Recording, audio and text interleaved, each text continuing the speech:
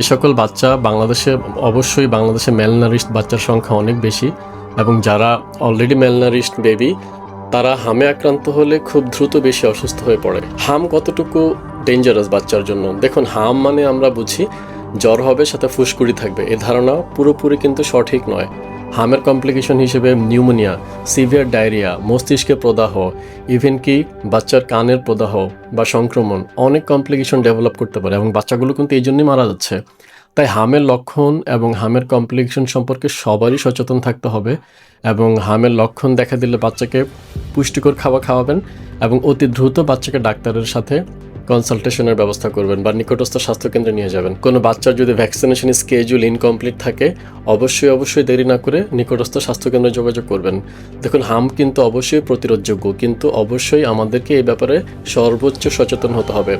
আমরা হামের কমপ্লিকেশনে আর কোনো বাচ্চার